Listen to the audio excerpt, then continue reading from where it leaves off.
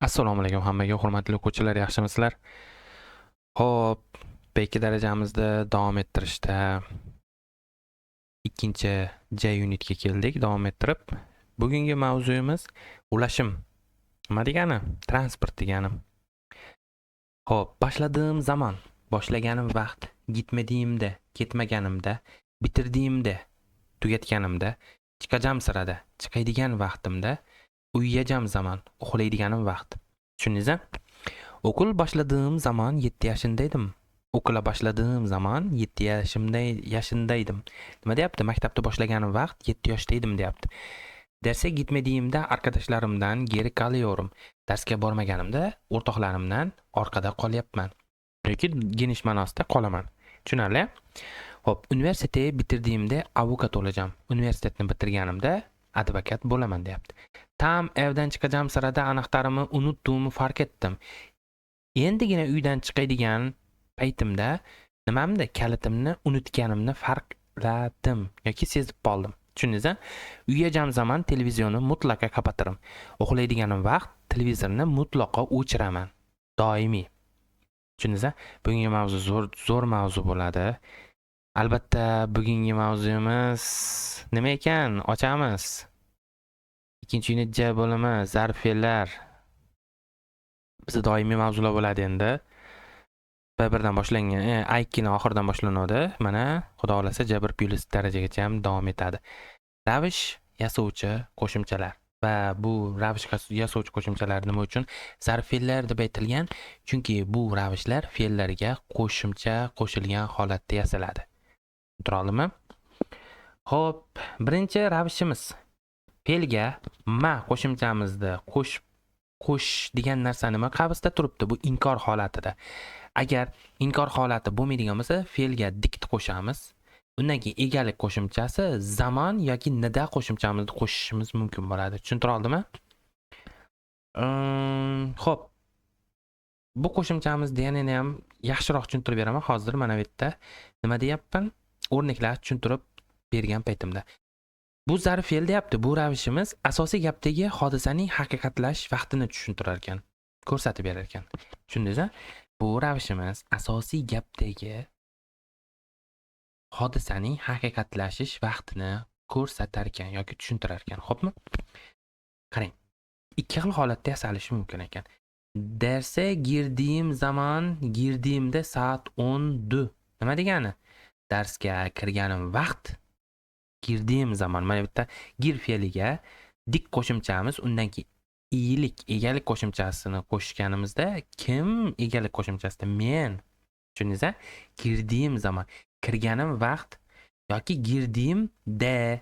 Tushundingizmi? Demak, qabz ichida n qo'yib qo'yilgan uchinchi shaxs birligi va ko'plikka nisbatan mana bu joyda egalik qo'shimchasining o'rnida n ortish holati bo'ladi. Nimaga? Eslatib o'tdim, uchinchi shaxs birligi va ko'plikda kelishiklarda oldidagi o'sha ye qo'shimchasi borlardi, hammasi ye ni o'rniga n, da qo'shimchamiz bilan dan qo'shimchamizni o'rnida n ortish holati bo'lib qoladi degandim. Xuddi o'shaning uchun n ni qo'yib ketgan. Tushundingizmi? Agarda mana shu joyda mana derse girdiğin bo'lib ketganda, mana kirganing vaqt. Derse girdiğin zaman, girdiğinde, mana girdiğinde n ortish holati bor. Uchinchi shaxs birlikka nisbatan girdi, u kirgani vaqt. Girdiğinde deb turib nida deb holatimiz ikkilik sxema bilan tuziladi. Nida bo'lib qo'shilardi. Undu bo'lardi. Bu yerda men bo'lganim uchun bu yerdagi mana n ni o'zi chiqib kelmaydi-da, chunki men uchun bu narsa n ortish holati bo'lmaydi. Faqatgina uchinchi shaxs birlik u va uchinchi shaxs ko'plik onlar uchun egalik qo'shimchalarini qo'shilgandan keyin kelishiklarda har birida n ortish holati n bo'lishi, ning n ga qo'shimchalarida n holati bo'lib qoladi yen o'rniga, da bilan danda n ortish holati bo'ladi. Shuning uchun buni qavs ichiga olib qo'ygan. Tushuntira oldimmi? Derse girdiğimde saat 10'du. Darsga kirganim vaqt, kirganimda soat 10 edi. Tushuntira oldimmi? Ta'tilga chiqdim zaman, ta'tilga chiqqanim vaqt yoki chiqqanimda, yo unisini aytsangiz bo'ladi, ham bunisini aytsangiz bo'ladi. Ikkalasining ma'nosi bir xil. Faqatgina qolib ikki xil ko'rinishda. Tushuntira oldimmi? Ta'tilga chiqqanim vaqt yoki chiqqanimda ko'p kitob o'qiyman, deyapti. kelajak ma'nosida. Tushundingizmi? Akşamları erkin uyumadığım zaman uyumadimda. Mana bu yerda inkor holati ma'ni inkor fe'l yasash uchun ochilyapti. Undan keyin dik va iylik eklari qo'shilib turib, zamon alohida yoki zamon deb tashlab da qo'shimchamizni qo'shishini ko'ryapmiz. N qachon chiqarkan uchinchi shaxs birlik va ko'plikka egalik qismini qo'shib bo'lganimizdan keyin n chiqib kelishi bor. Boshqa ikkita shaxs birlik va ko'plikda, ya'ni men bilan senni va biz bilan sizni egalik qo'shimchalarida n chiqmaydi. Ularda o'zini alohida qismi bor. Egalik qo'shimcha qo'shilgandan keyin dani o'zini qo'shilaveradi. Tushundingizmi? Shuning uchun uyumadığım zaman yoki uyumadığımda. Ertasi kun kendimi çok yorgun hissediyorum. Nima degani? Oqshomlari vohli uxlamaganim vaqt yoki uxlamaganimda ertasi kun o'zimni juda ham charchagan his etaman. Tushuntira oldimmi endi? Hurmatli o'quvchilar. Xo'sh. Her zaman deb yozib ketibdi. Her zaman ma'nosida. Yağmur yağdığı zaman yağdığında yağınca huzurlanırım. Mana bu narsa ja qo'shimchamizda qo'shishimiz mumkin ekan. Qachon? Pastda qo'shimcha sifatida. Misol uchun yomg'ir yog'gan vaqt yoki yog'ganda deganimiz yog'inja deb tarjima qilsangiz ham bo'lar ekan. Bir xil yog'ganda deb tarjima qilinadi. Yog'inja huzurlanırım. Yog'ishi bilan huzurlanaman. Yaz geldiği zaman gelince ailemle yazlığa gider, denize gireriz. Nima degani? Yoz kelgan vaqt yoki kelganda gelince desangiz ham bo'ladi. Gelince degan holatimiz geldinde bilan bir xil holatda tarjima qilinadi. Qayerga ketarkan oilasi bilan? Dachaga borar ekan. Yozliğa, ya'ni yozliğa degani yozgi uyga ma'nosiga. Ya'ni bu dacha. Dachaga ketamiz va dengizga kiramiz degani dengizda cho'milamiz ma'nosida, xo'pmi? Ailemi ziyaret etmeyince kendimi iyi his etmem. Oilamni ziyorat qilmagunimcha ko'ryapsizmi? Qilmagunimcha o'zimni yaxshi his etmayman. Pastdagi holatda ja qo'shimchamizni qo'shgan holatimiz ham bo'lar ekan, mumkin ekan. Shu narsani tushuntirib ketyapti xolos. Bu zarf fe'limiz, bu ya'ni ravish yasovchi holatimiz, qo'shimchamiz bilan yasalgan ravishimiz asosiy gapdagi hodisaning haqiqatlashishi vaqtini ko'rsatar ekan yoki tushuntirar ekan. Kelishdikmi? Birinchi holatimiz ko'rdik. Ikkinchisiga o'tamiz. Ikkinchisi fe'lga dik, iyligiki sirada qismimiz. Tushundingizmi? Qanday yasalyapti? Fe'lga dik, iyligiki sirada. Bu yerda bitta narsa bor. Bu yerda pozitiv shaklini o'zini yozgan. Ho, tepada negativini qavs ichida ma'ni yozib ketadi. Bu yerda yozmagan. Shu narsaga e'tibor beramiz. Fe'ldan keyin mana shu joyga ma qo'shimchamizni qavs ichiga kiritib formulani to'ldirib qo'yinglar. Nima uchun? Chunki inkor holati ham bo'lishi mumkin bu. Inkor ravish yasamoqchi bo'lsangiz, oldin inkor fe'l yasaymiz, keyin ravish qo'shimchasini qo'shamiz. Shunda inkor ravish holati yasaladi. Bu zarf fe'l deyapti. Mana shu holatdagi ravishimizni tushuntiryapti. Qoidasi bilan. Bu zarf fe'l temel cümledeki işin başlanma zaman ile yan cümledeki işin başlama zamanının neredeyse aynı olduğunu anlatmak için aynı anda anlamı ile kullanılır. Bu yapı a irken ile aynı anlamdadır deyapti. Tushundingizmi? Bu ravishimiz asosiy gapdagi ishning boshlanish vaqti bilan oldidagi ikkinchi gapdagi ishning boshlanish vaqti ayni bir xil bo'lganini ifodalash uchun nima qilinar ekan? Ayni anda bir xil vaqtda ma'nosi bilan qo'llanilar ekan. Bu qolip a va irkan bilan ayni ma'noda ekan. Qarang. Alışverişe chiqdiği sırada yağmur yağmaya başlamış. Bozorlik qilishga chiqqan vaqtda yomg'ir yog'ishni boshlabdi. Qarang, yomg'ir boshlangan vaqt bilan uni o'sha bozorga chiqqan vaqti bir paytga to'g'ri kelgan. Tushuntira oldimmi? Birinchi ish harakatini boshlash vaqti, ikkinchi ish harakatining boshlanish vaqti bilan neredeyse. Nima degani? Bir xil, ayni vaqtga to'g'ri kelgan. Tushuntira oldimmi endi? Shunaqa holatda ma'noni beradi. Qarang, o'yinchi taxtaga qalqitib sirada dars bitdi. Qo'ng'iroq chalindida o'quvchi doskaga chiqaman deb o'rnidan bitta turganda qo'ng'iroq jirq etib jirgiladida nima deb dars tugadi. Darsni tugash vaqti bilan o'quvchini o'rnidan turish, ya'ni doskaga chiqish vaqti o'rnidan turish vaqti nima? Bir xil. Tushundingizmi? Bugungi hozirgi ikkinchi ravishimiz nimani bildirar ekan? Ikkita ish harakatini neredeyse, ya'ni aniq bir paytda ikkita gapimiz bor, ikkita ish harakati bor. Birinchi ish harakati bilan ikkinchi ish harakatini vaqti bir paytda bo'lganini bildirar ekan. Tushuntira oldimmi? Dün akşam yatağıma yattığım sırada deprem oldu. Qarang, kecha oqshom, kecha kechqurun yotog'imga, ya'ni kravatimga yotgan paytimda zilzila bo'ldi. Nima degani bu narsa? O'sha kravatiga borib endi cho'zilishi bilan nima bo'lgan ekan? Zilzila bo'lgan ekan. Zilzilani boshlanish vaqti bilan uni kravatiga yotish vaqti bir xil. Shuning uchun bir paytda shu ravish orqali ifodalanyapti. Tushundingiz-a? Arkadaşını aradığı sırada telefonunun pili bitti. Nima degani? Pil degani batareyka degani. Telefon nima degani? O'rtog'iga telefon qilishi bilan telefonini zaryadi, ya'ni batareykasi tugabdi. Batareykani tugash vaqti bilan unga qo'ng'iroq belgisini nomerini terganda qo'ng'iroqni bitta bosgan paytida zaryadi tugagan. Telefon qilish vaqti bilan batareykani tugab, telefon o'chib qolish vaqti bir paytga to'g'ri kelgan. Tushuntira oldimmi endi? Nima ekan? Sirada ikkita ish harakatini vaqti ayni bir paytga to'g'ri kelishini bildirar ekan. Tushuntira oldimmi? Yaxshi.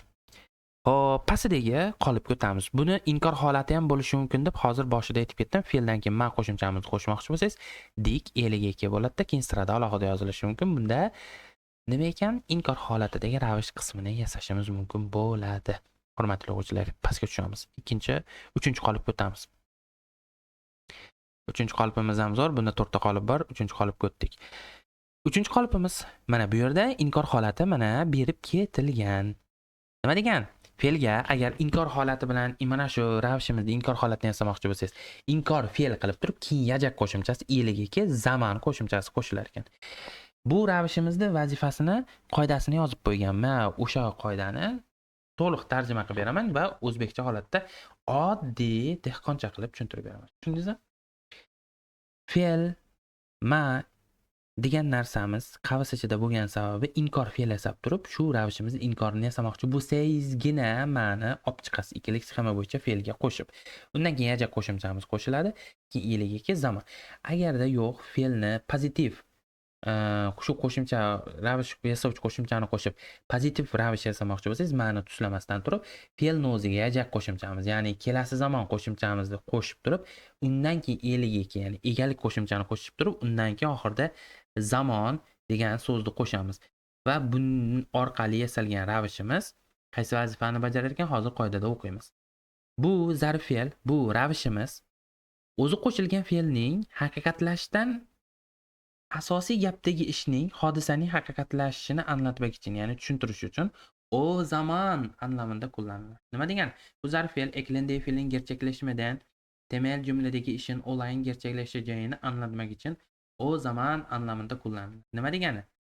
Bu ravishimiz o'zi qo'shiladigan fe'lning, ya'ni ish harakatining haqiqatlashishdan asosiy gapdagi ishning olayın, ya'ni hodisaning haqiqatlashishini tushuntirish uchun o zaman, ya'ni u vaqtda ma'nosida qo'llanilar ekan. Qarang. Yana ham hozir o'rnak o'qib turib, yana ham yaxshiroq tushuntiraman. Eve geç gideceğim zaman aileme önceden haber veririm. Qarang, hali uyga kech ketgan yo'q. Mabodo uyga kech ketib qolsa, uyga kech ketishini uydagilariga, ya'ni uydan nima degan, ishdan uyga kech borishini uydagilariga oldindan xabar berib qo'yilar ekan. O'shanaqa, ya'ni bitta ish harakatini mabodo bajarayotgan bo'lsa, o'sha ish harakatidan oldin bitta ish harakatini nima qilib qo'yar ekan? Bildirib qo'yar ekan. Misol uchun shunga o'xshagan. Uyga ketishini, kech borishini agar shunday holat bo'lib qolsa, uydagilariga oldinroq xabar berib qo'yar ekan. Ikkinchi ish harakati nima? Xabar berish. Birinchi ish harakati nima edi? Kech qolishida. Mabodo kech qolish harakati bo'lsa, o'sha kech qolish harakati bo'lish ehtimolini bilgan zahotiyoq undan oldin keyingi ish harakati bilan, ya'ni uydagilariga xabar berib qo'yar ekan kechga qolish haqida. Tushuntira oldimmi? Eve geç gideceğim zaman aileme önceden haber veririm. Okula gitmeyeceğin zaman öğretmenine haber vermelisin. Maktabga ketmaganing vaqt o'qituvchingga xabar berishing kerak. Misol uchun, siz maktabga yoki kursga borasiz. kursda o'qituvchingiz dars o'tadi. Siz mabodo degan joyingizga bugun kechqurun bo'lsa deylik, ertalab darsga borishingiz kerak. Bugun siz ertaga darsga bora olmaydigan holatingiz ertaga bo'lishini bilib qolsangiz, hozir momentida ertagalik darsgacha siz o'qituvchingizga ertaga ustoz bora olmayman ekan, shunaqa ishlar chiqib qoldi deb oldindan xabar berib qo'yishingiz kerak ekan. Ya'ni birinchi ish harakatini bo'lishidan oldin siz kimgadir o'sha ikkinchi ish harakati orqali birinchi ish harakatini bo'lmasligi yoki bo'lishini ogohlantirib aytib qo'yish uchun vazifasida shu ravish orqali yasalgan, ya'ni ravish qo'shimchamiz orqali yasalgan ravishimizni qoida asosida foydalanishimiz mumkin bo'lar ekan. Tushuntira oldimmi? Sinova gireceğim zaman önceki akşam erken yatarım. Mana imtihonga kiradigan vaqt oldingi oqshom, ya'ni imtihondan bitta oldingi kun kechki payt vohli uxlayman deyapti. Tushuntira oldimmi? Bitta ish harakati bo'ladi, lekin o'sha biz aytayotgan ish harakati bo'lishidan oldin nimadir ish harakati bo'lishini oldindan aytish uchun shu ravishimizdan foydalanilar ekan. Tushuntira oldimmi endi hurmatli o'quvchilar? Fe'l ma yajak ilik ekan. Tushuntira oldimmi? Yaxshi, zo'r. Eng oxirgi qolipimiz. Fe'l plus yajak iligiki sirada. Endi zamonbas siraday qo'shimchasi bilan kelishi. Bu yerda ham nima qilingan? Inkor qo'shimchasi mana ma tepada berilgandaqa pastda tushib qolgan.